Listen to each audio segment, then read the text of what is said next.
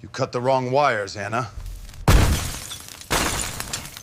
The iPad notification chimed at 2:47 a.m., and that's when I knew my marriage was officially dead. I'm Steve Parrish, 39 years old, co-owner of Parrish Electric, and until 3 minutes ago, I thought my wife Anna was at another one of her girls' nights at the country club. The notification wasn't meant for me. It was her group chat lighting up with messages I was never supposed to see. Steve's working late again, perfect timing for Troy to come over. My stomach dropped like a stone. Troy Mallon, my business partner. My wife's supposed friend from her charity circles.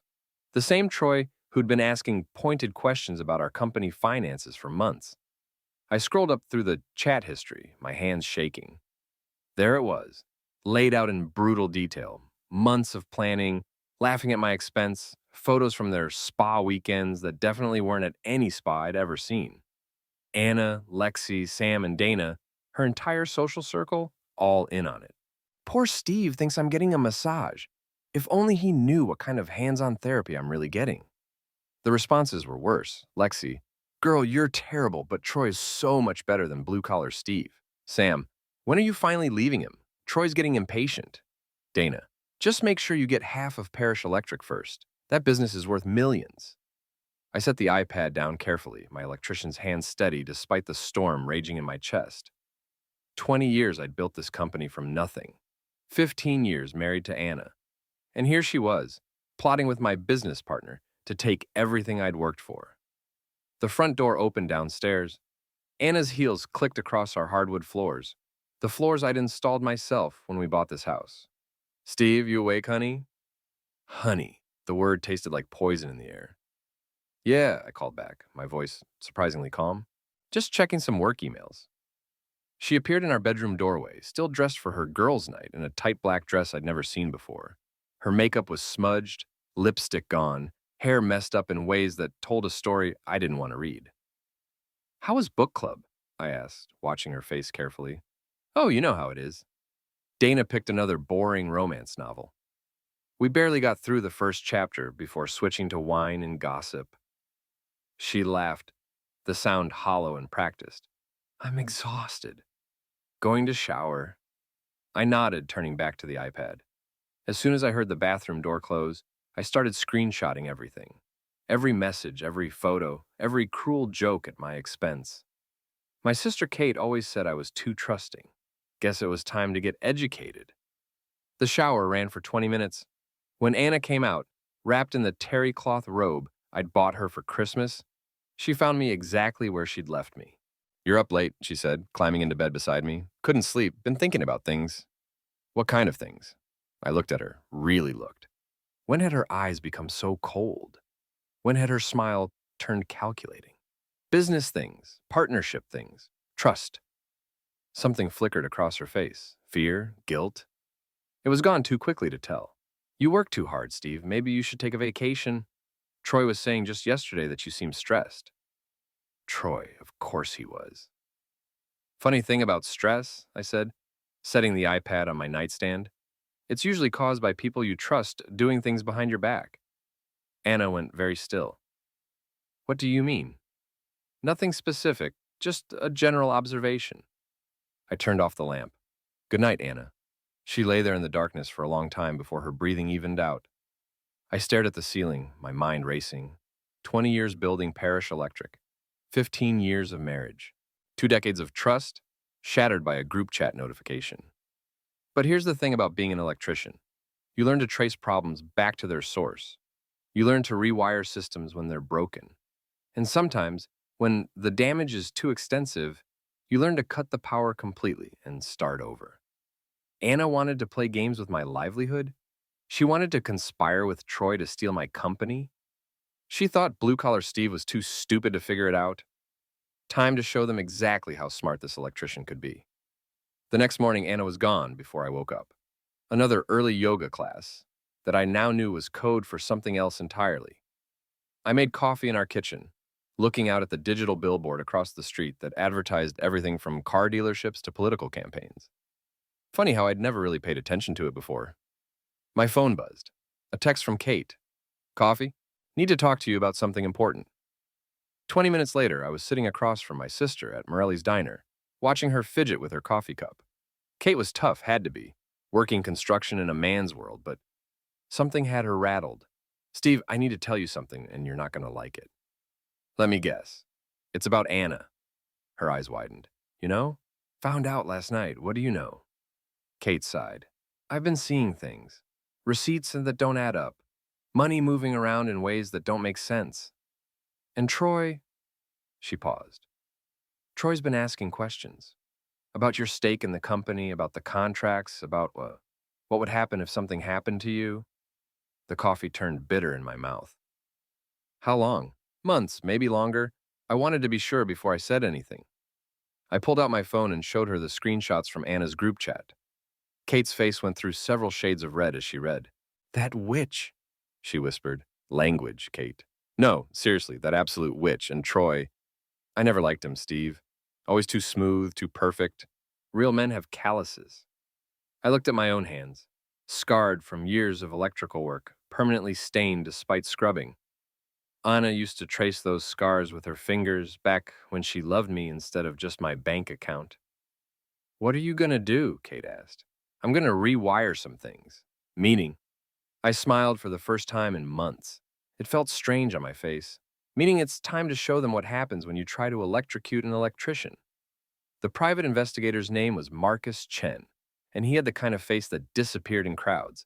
Exactly what I needed. Kate had recommended him after he'd helped her friend catch a cheating husband last year. Your wife's not being particularly careful, Marcus said, sliding a manila folder across his desk. Most people having affairs just try to cover their tracks.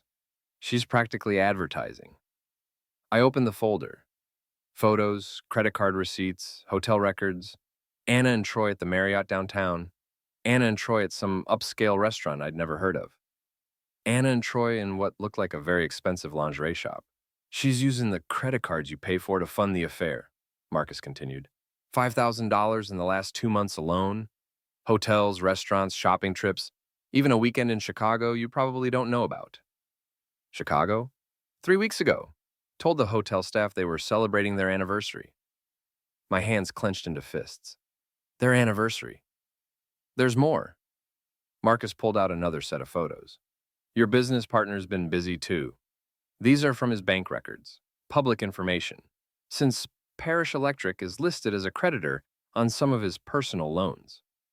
The numbers made my head spin. Troy owed money everywhere. Credit cards, personal loans, even some sketchy-looking cash advances. And according to the records, he'd been using Parish Electric's credit line as collateral. How is that legal? It's not if you didn't authorize it. Did you sign anything giving him access to company credit? I thought back over the last few months. We signed some papers about expanding the business. I didn't read them carefully. I trusted him.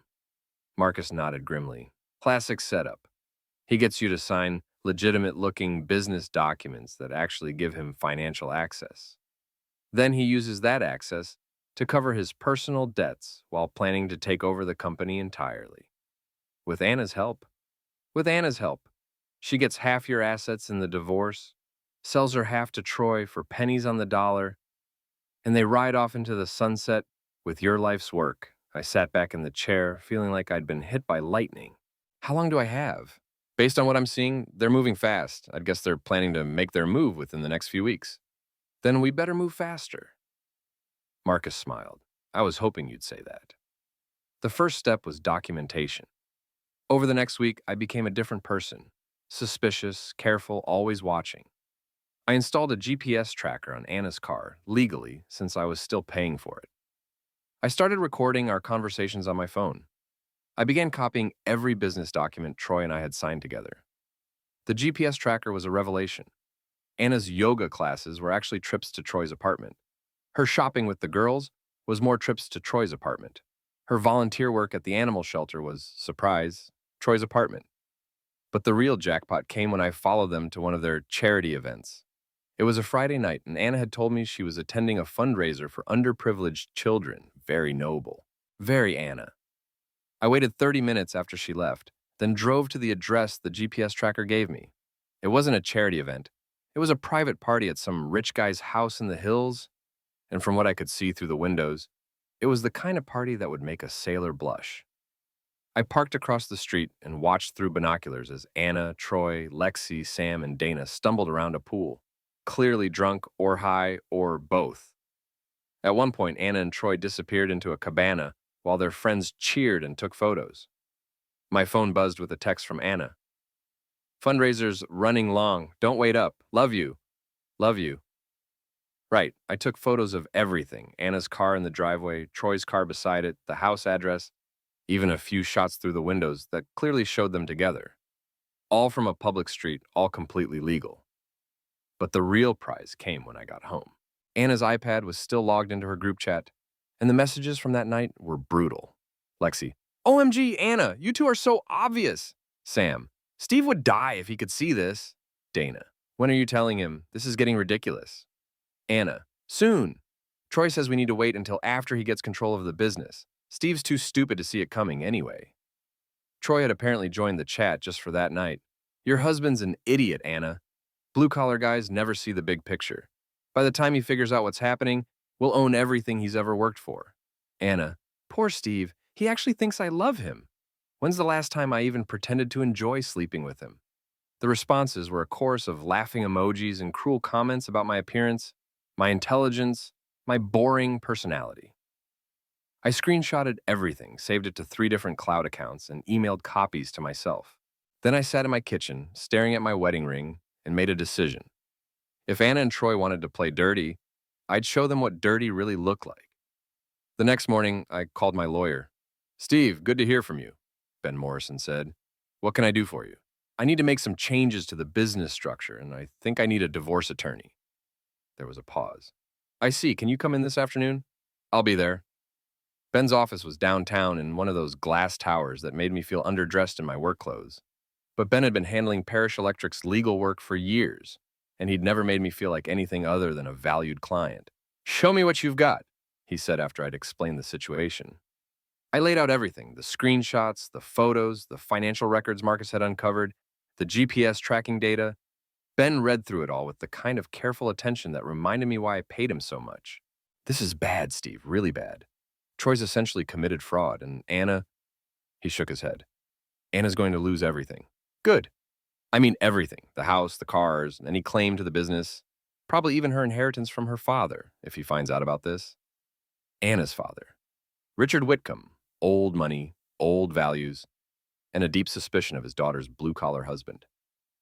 He'd never liked me, but he liked cheaters even less. What do I need to do? First, we protect the business.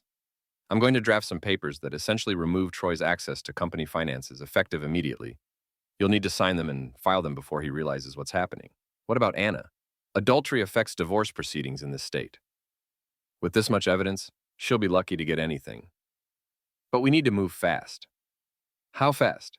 Ben looked at his calendar. I can have the business papers ready by tomorrow morning. The divorce papers will take a few more days. Do it. I left Ben's office feeling lighter than I had in months.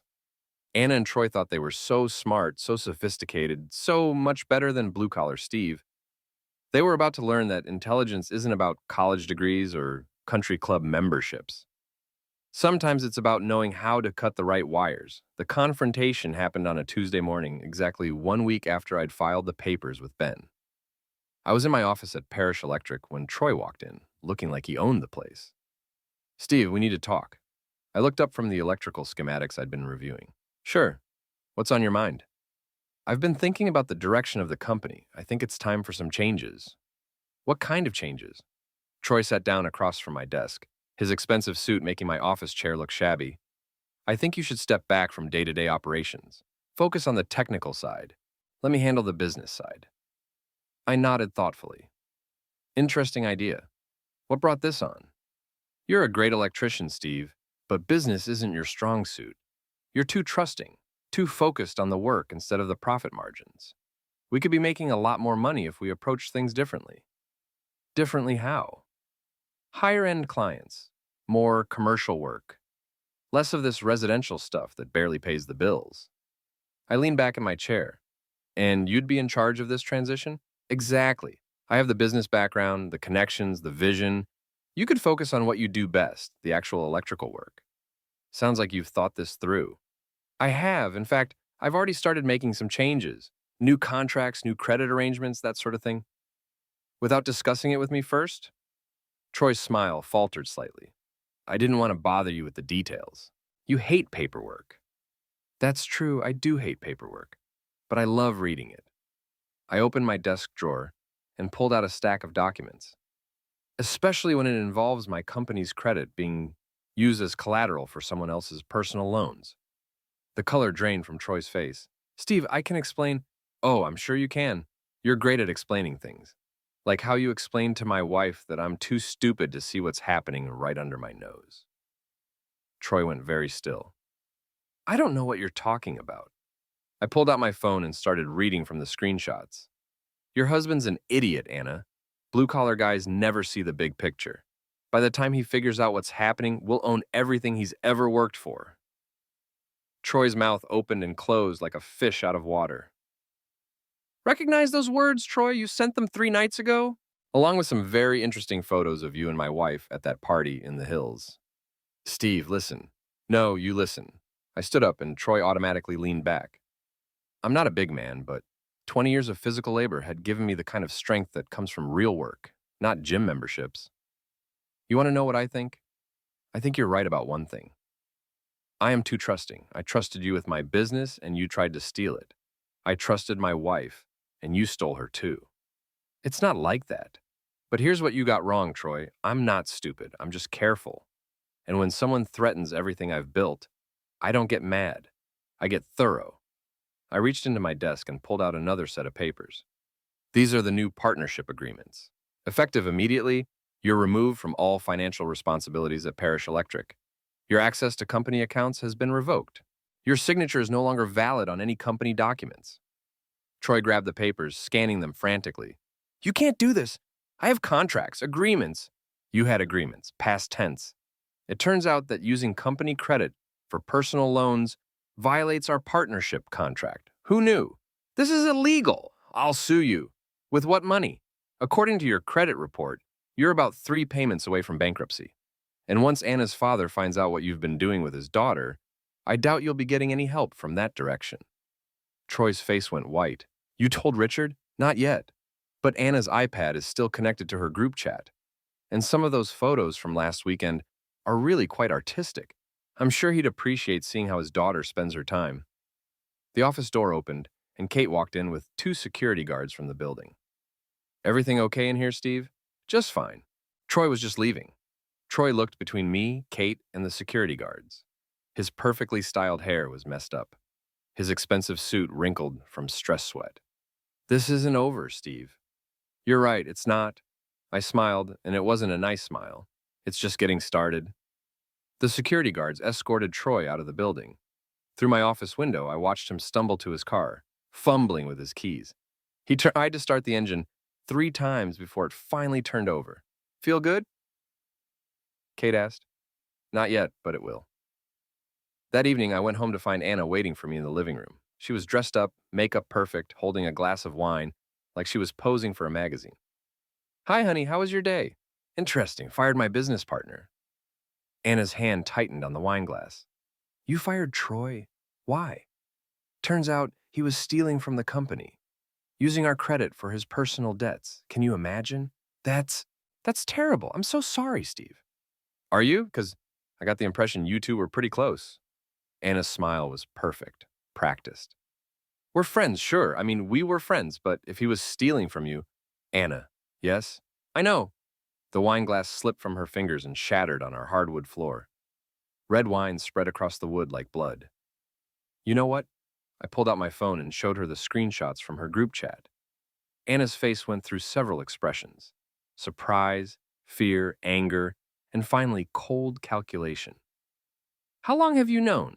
Long enough. And what do you plan to do about it? I looked at my wife, really looked at her.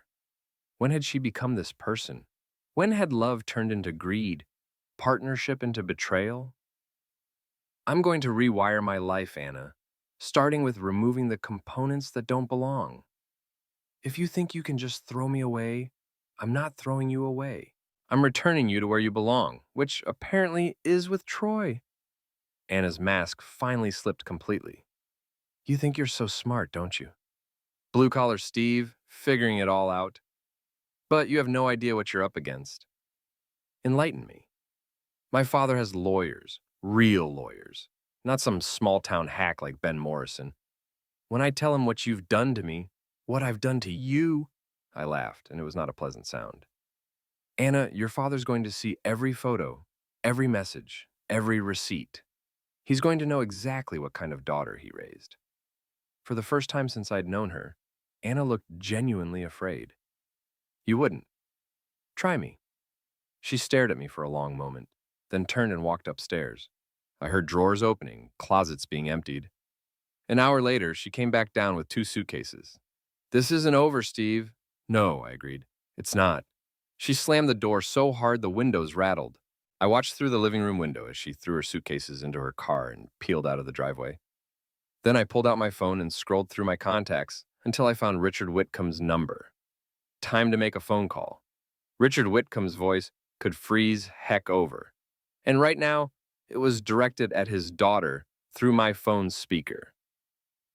I'd called him 20 minutes after Anna left, and he'd immediately conference called her in. Explain to me, Anna, how photos of you in a state of undress with a married man ended up on my desk. Anna's voice was shaky. Daddy, I can explain. Can you? Can you explain why my daughter, a Whitcomb, is behaving like some common hoe? Richard, I interrupted, maybe we should... Don't you dare defend her, Steve.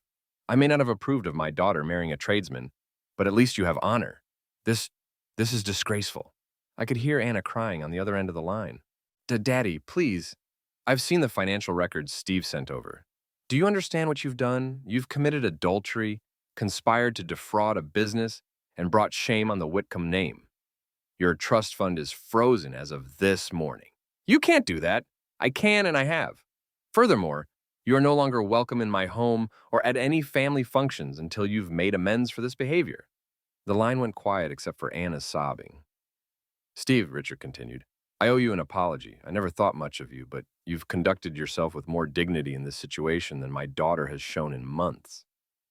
Thank you, Richard. I'll be calling my lawyers in the morning. Anna won't see a penny from this divorce.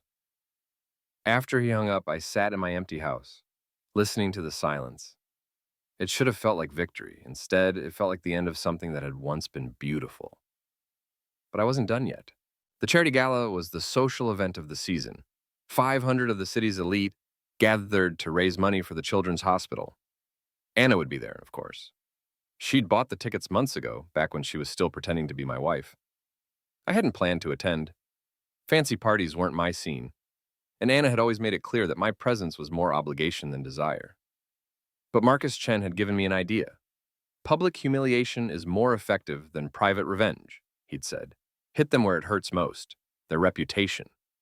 So I rented a tuxedo, practiced my speech, and made some arrangements with the audiovisual company handling the event. The gala was held at the Grand Ballroom downtown, all crystal chandeliers and marble floors.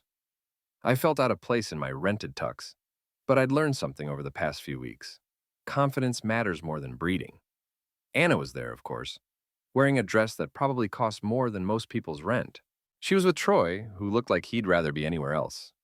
They were sitting at a table with Lexi, Sam, and Dana, the whole conspiracy gathered in one place. Perfect. I found my assigned seat at a table near the back and waited. The evening progressed through dinner, speeches, and the usual charity auction. Anna and her friends were drinking heavily, their laughter getting louder and more obnoxious as the night went on.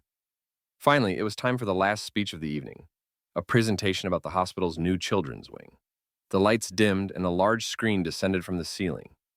But instead of photos of sick children, the screen filled with images from Anna and Troy's party in the hills. High-resolution photos of my wife and my former business partner in various states of undress, along with screenshots of their group chat messages. The room went dead silent. Ladies and gentlemen, I said, standing up from my table, I'd like to introduce you to my wife, Anna Parrish, and my former business partner, Troy Mallon. They've been working very hard on a charity project of their own, namely stealing my business and my life savings. Anna's face was pure white in the glow from the screen. Troy was trying to hide under the table. Anna's been very generous with your donations to various charities over the years. Unfortunately, she's been even more generous with my money, spending it on hotel rooms and expensive gifts for her boyfriend here. Someone in the crowd gasped. I could see phones coming out, people taking pictures and videos. Now, I know what you're thinking. This is a private matter, something that should be handled quietly, with dignity. And you're right. But when someone tries to steal your life's work, when they laugh about how stupid you are, when they plot to destroy everything you've built, well, sometimes dignity takes a backseat to justice. I clicked a remote and the screen changed to show financial records. Troy's debts, the fraudulent use of company credit, the paper trail of their scheme. Troy here owes money to half the city. Credit cards, personal loans, even some very unsavory characters who don't like it when people don't pay their debts. So he decided to steal my company to cover his gambling problem. Troy finally found his voice. This is slander. I'll sue you. With what money, Troy? You're broke. And after tonight, you'll be unemployable too. I clicked the remote again. The screen now showed a timeline of Anna's lies. Every girls' night that was actually a hotel rendezvous. Every charity event that was actually a party. Every yoga class that was actually an affair. My wife told me she was volunteering at the animal shelter yesterday. Turns out she was volunteering to help Troy with his personal problems. Very charitable of her. The crowd was buzzing now, a mix of shock, outrage, and fascination. This was better than any soap opera. Anna finally stood up, her chair falling backward. Stop it! Just stop it! Why? Embarrassed? But I thought you were proud of your relationship with Troy. At least, that's what your group chat suggests. I clicked the remote one more time. The screen filled with Anna's own words. Steve's too stupid to figure it out. When's the last time I even pretended to enjoy sleeping with him? Poor blue-collar Steve, he has no idea what's coming. Anna ran from the room, her high heels clicking frantically on the marble floor. Troy followed, but not before the crowd got a good look at his face, pale, sweaty, and guilty as sin. The room erupted in conversation. I calmly walked to the front, retrieved my remote from the podium, and headed for the exit. Steve, someone called. I turned to see Margaret Henley, the hospital board chairwoman. That was unexpected. I apologize for disrupting your event, Margaret, but sometimes the truth needs to be told in public. No apology necessary. That was the most entertaining charity gala we've ever had. Donations are going to go through the roof after this. I laughed despite myself. Glad I could help. Outside, the night air was cool against my face. I'd done it. Anna and Troy were finished in this town. Their reputations were destroyed, their scheme exposed, their future together looking a lot less rosy. But as I walked to my car, I realized something. It still wasn't enough. They'd tried to steal my life. Public humiliation was a good start, but I wanted them to understand exactly what they'd lost. I wanted them to feel the same helplessness I'd felt when I discovered their betrayal. I wanted them to know what it felt like to have everything taken away. Time for the final phase. Anna's apartment was in one of those trendy downtown complexes that charged $3,000 a month for 500 square feet and called it luxury living. I knew about it because Marcus Chen had been tracking her movements, and apparently this was where she'd been staying since leaving our house. I didn't go there to confront her. I went there to understand. The building had a coffee shop on the ground floor, and I sat by the window with a newspaper, watching the entrance. At 10 a.m., Anna emerged, looking like she hadn't slept in days. Her hair was unwashed, her clothes wrinkled, her makeup smudged. She got into her car, the BMW I was still making payments on, and drove away. I followed at a distance, curious about where someone goes when their life has exploded in public. She went to Troy's apartment. I parked across the street and watched through binoculars as she pounded on his door. When he finally answered, the conversation was clearly heated. Even from a distance, I could see the angry gestures, the shouting, the finger-pointing. After 20 minutes, Anna stormed back to her car.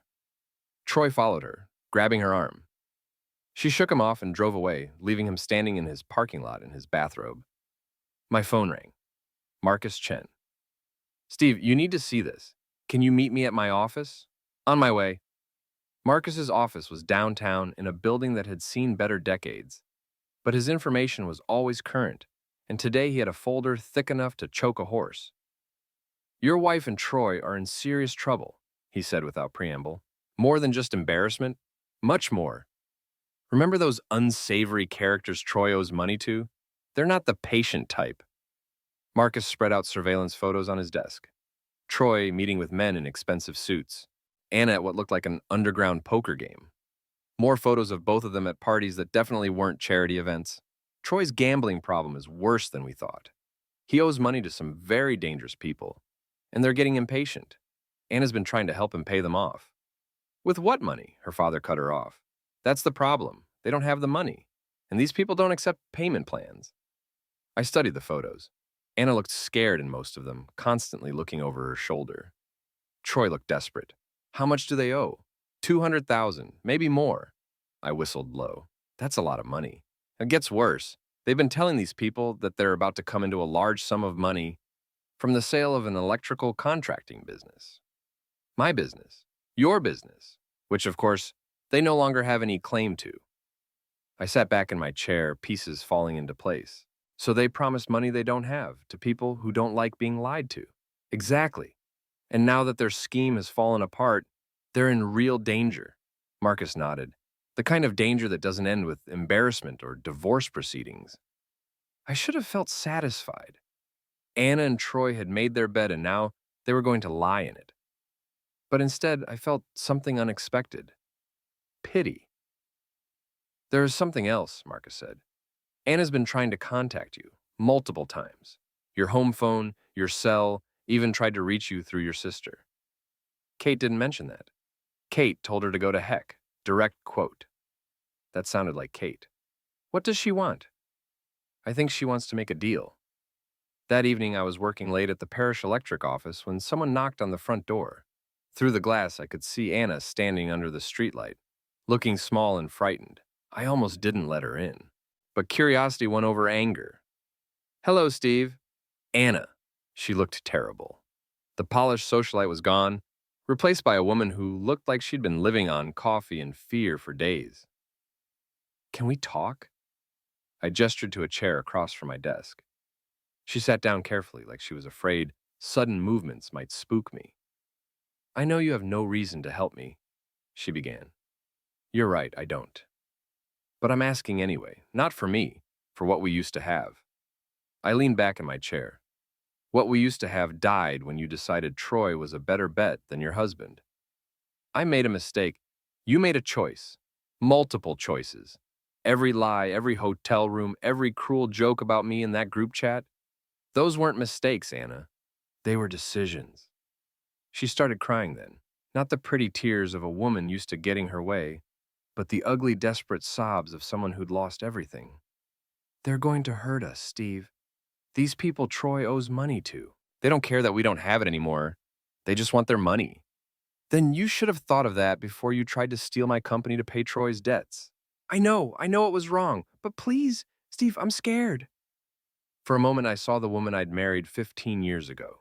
Young, beautiful, full of dreams. Before the money and status became more important than love. What do you want me to do, Anna? Help us. Loan us the money. We'll pay you back, I swear. With what? You don't have jobs. Your father disowned you. Troy's unemployable after what happened at the gala. We'll figure something out. We'll work. We'll do whatever it takes. I stood up and walked to the window, looking out at the city lights. Somewhere out there, dangerous people were looking for my ex-wife and former business partner. People who solved problems with violence instead of lawyers. $200,000, I said. Yes. That's a lot of money, Anna. More than some people make in 5 years. I know. And you want me to give it to you after everything you've done? Yes. I turned back to face her. No. The hope died in her eyes. Steve, please. No, Anna. You made your choices. Now you get to live with the consequences. She stood up, anger replacing desperation. You bastard. You're going to let them hurt us because you're too petty to be the bigger person. I'm going to let you face the results of your own actions. There's a difference. This isn't over, Steve. Even if something happens to me, people will know what kind of man you really are. They'll know you could have helped and chose not to. Will they? Because I think people will remember that you tried to steal my business and cheat on me with my partner. I think they'll remember that you brought this on yourself. Anna stared at me for a long moment, then walked to the door. I used to love you, she said without turning around. I used to love you too. But that was before I knew who you really were. She left without another word. Through the window, I watched her drive away in the BMW I was still paying for. heading back to whatever hole she and Troy were hiding in. I sat at my desk for a long time after she left, staring at the phone. It would be easy to call Marcus, to have him warn Anna and Troy about just how dangerous their situation was. It would be the decent thing to do. But decency was what had gotten me into this mess in the first place. Decency was what had made me trust Troy with my business. Decency was what had made me believe Anna when she lied about where she was going and who she was with. Sometimes decency was just another word for being a sucker. I turned off the lights and locked the office. Tomorrow is going to be a very interesting day. The call came at 6 a.m. Marcus Chen, his voice tense. Steve, you need to get down here. Now. Where's here? The warehouse district near the old textile plant. And bring a lawyer. I threw on clothes and called Ben Morrison, who grumbled about early morning calls but agreed to meet me. 20 minutes later, we were standing in front of a police perimeter, watching paramedics load someone into an ambulance. What happened? Ben asked. Marcus appeared at my elbow. Troy tried to run. The people he owed money to didn't like that. Through the crowd of police and emergency workers, I could see Troy on a stretcher, his face a mess of bruises and bandages. He was conscious, talking to a detective. Is he going to be okay? Physically? Probably. Financially and legally? That's another story. Where's Anna? That's the interesting part. She wasn't with him. A detective approached us. A tired-looking woman in her 50s with sharp eyes and a no-nonsense attitude. You Steve Parrish? Yes. Detective Martinez. I understand you know the victim. Troy Mallon. He used to be my business partner. Used to be? I fired him last week for embezzling company funds. Detective Martinez made a note. And your relationship with Anna Parrish? She's my wife, soon-to-be ex-wife. When did you last see her? I thought about Anna's visit to my office, her desperate plea for help. 3 days ago, she came to my office asking for money. Did you give it to her? No. Any idea where she might be now? I shook my head. We're not exactly on speaking terms. The detective handed me her card. If she contacts you, call me immediately. She may be in danger. As we walked back to our cars, Ben was quiet. Finally, he spoke. Steve, I have to ask. Did you know this was going to happen? I knew Troy owed money to dangerous people. I didn't know they were going to beat him up. But you didn't warn him. Would you have? Ben considered this. Probably not. But I wouldn't feel good about it. I don't feel good about it either. But I don't feel guilty if that's what you're asking. My phone buzzed with a text from an unknown number. Meet me at Riverside Park, East Entrance, come alone, A. I showed the text to Ben and Marcus. Don't go, Ben said immediately, and this has trap written all over it. She's desperate, Marcus added. Desperate people do stupid things. But I was already walking toward my truck. Call Detective Martinez in 30 minutes. If you don't hear from me by then, tell her about the text. Riverside Park was on the edge of town, a sprawling area of walking trails and picnic areas that was mostly empty on weekday mornings. I found Anna sitting on a bench near the river, staring at the water. She looked worse than she had 3 days ago. Her hair was greasy, her clothes dirty, and she had the hollow-eyed look of someone who hadn't slept in days. Thank you for coming, she said without looking at me. What do you want, Anna? They hurt Troy. I heard. They said I'm next. I sat down on the bench, keeping distance between us. Then maybe you should go to the police. And tell them what? That my boyfriend owes money to criminals? That we tried to steal your business to pay them off? It's called the truth. You should try it sometime. She finally looked at me, and I was shocked by what I saw. This wasn't the calculating woman who'd plotted against me, or even the desperate woman who'd begged for help. This was someone who'd been broken by fear. I'm sorry, Steve, for all of it. The affair, the lies, trying to steal your company. I'm sorry. Okay. That's it, just okay? What do you want me to say, Anna? That I forgive you? That we can work things out? You destroyed our marriage and tried to steal my life's work. Sorry, doesn't fix that. But you could help me anyway. You could be the better person. I stood up. I was the better person for 15 years. I was faithful, hardworking, honest. I loved you, supported your dreams, gave you everything I had. And you threw it all away for a man who's now lying in a hospital bed because he can't pay his gambling debts. Stephen, no, Anna. You made your choice. You chose Troy over me, money over love, lies over truth. Now you get to live with the consequences. I started walking back toward my truck. Anna called after me. What am I supposed to do? I stopped and turned back. Figure it out. You're a smart woman when you're not being greedy and dishonest. Use that intelligence to get yourself out of the mess you created. And if I can't, then you'll learn what it feels like to lose everything you care about, just like I did. I drove away, leaving her sitting by the river, and in my rear-view mirror, I could see her hunched over on the bench, alone with the consequences of her choices. My phone rang. Detective Martinez. Mr. Parrish? We found Anna Parrish's car abandoned near the interstate. There's no sign of her. I pulled over to the side of the road. When? About an hour ago. The car was empty, keys still in the ignition. We're treating it as a possible abduction. I thought about Anna on the bench, broken and desperate. Detective, I just saw her. At Riverside Park. She seemed scared, but unharmed. When? 20 minutes ago. We'll check it out. If she contacts you again, I'll call you immediately. I sat in my truck on the side of the road, watching traffic go by. Anna was out there somewhere, running from people who wanted to hurt her. The smart thing would be to go home, let the police handle it, and get on with my life. But despite everything she'd done, despite all the lies and betrayal, I couldn't shake the image of her sitting alone on that bench. I called Marcus Chen. I need a favor, I said. What kind of favor? The kind that might save my ex-wife's life. 3 hours later, I was standing in the lobby of the Grand Hotel downtown, holding an envelope containing $200,000 in cash. Marcus had arranged it through channels I didn't want to know about, and Ben had insisted on being present as a witness. Anna walked in at exactly 6 p.m. looking like she'd been living in her car. Behind her, trying to look inconspicuous, were 2 men in expensive suits who had muscle written all over them. Steve? She seemed genuinely surprised to see me. Anna. I held up the envelope. This is what you wanted, right? Her eyes widened. You brought the money? I brought the money, but not for you. I walked past her to where the 2 men were standing. Gentlemen, I believe you're looking for payment on a debt. The larger of the 2 men nodded. You, Parrish? I am. And you are? Interested in resolving this situation? I handed him the envelope. 200,000. That covers Troy's debt, plus interest, plus whatever Anna here might owe. The man counted the money quickly, professionally. This covers it. Good. And in return? In return, they're no longer our problem.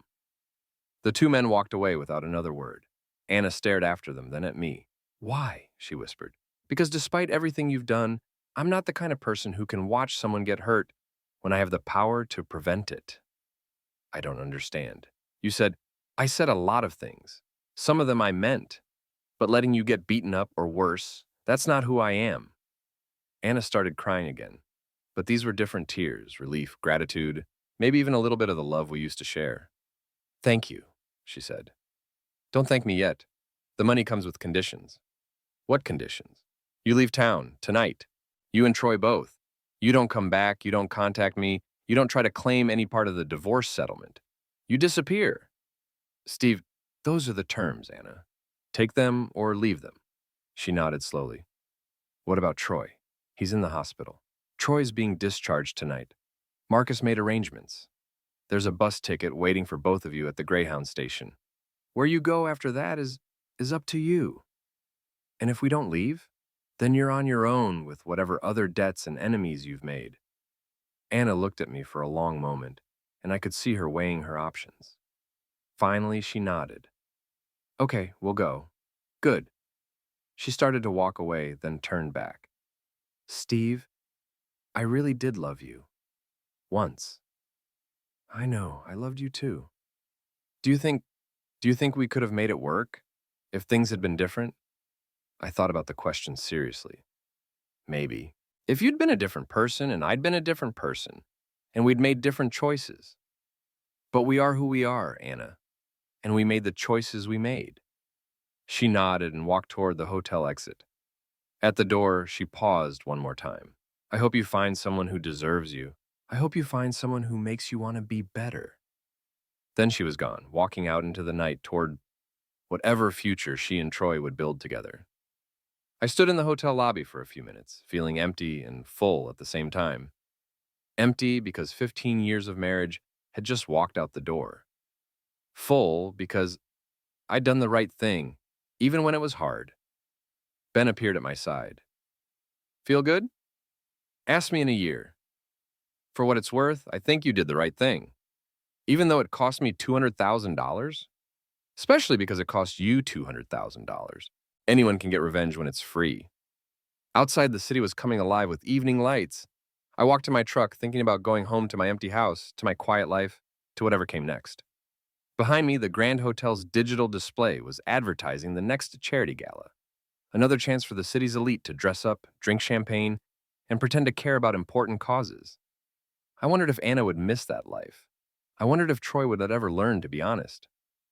I wondered if I'd ever trust anyone enough to fall in love again.